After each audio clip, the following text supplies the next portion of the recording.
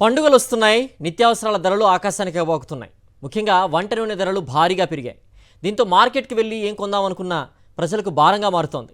ఉత్పత్తి పడిపోవడంతో కూరగాయల ధరలు పెరుగుతున్నాయి. కేంద్రం దిగుమతి సుంకాలు పెంచడంతో మరికొన్నిటి ధరలు పెరుగుతున్నాయి.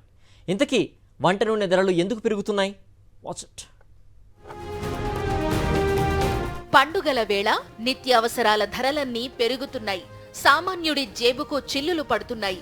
దసరా పండుగ మొదలయ్యే నాటికి మరింతగా ధరల మంట పెరుగుతుందనే అంచనాలు వేస్తున్నారు.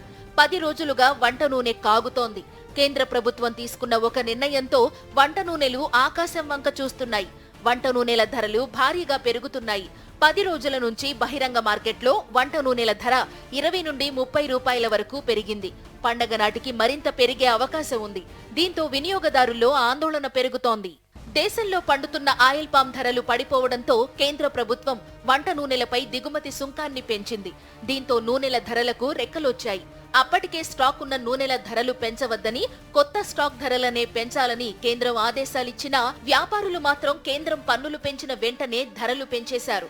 దీనివల్ల వ్యాపారులకు లాభాల పంట పండగా ప్రజలకు మాత్రం నెత్తిన భారం పడింది.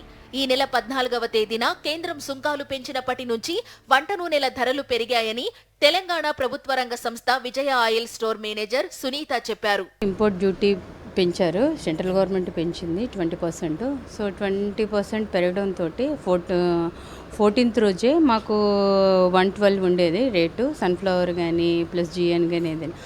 దాంతో వెంటనే 125 రూపీస్ పెరిగింది. 20% వరకు ఇంపోర్ట్ డ్యూటీ పెరిగింది. దేని గురించి అంటే మన పామాయిల్ రైతుల గురించి, వాళ్ళకి గిట్టుబాటు ధర రావట్లేదు అనేసి ఆ ఉద్దేశంతో మనకి ఇంపోర్ట్ డ్యూటీ పెంచడం వల్ల రేట్లు కూడా పెరిగాయి. దేశంలో ఆయిల్ పామ్ రైతులకు మంచి ధర రావడం కోసం దిగుమతి చేసుకునే వంట నూనెలపై పన్ను పెంచింది కేంద్ర ప్రభుత్వం.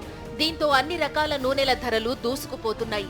అయితే వంట నూనె ధరలు అడ్డగోలుగా పెంచితే కఠిన చర్యలు తీసుకుంటామని వ్యాపారులకు కేంద్రం వార్నింగ్ ఇచ్చింది.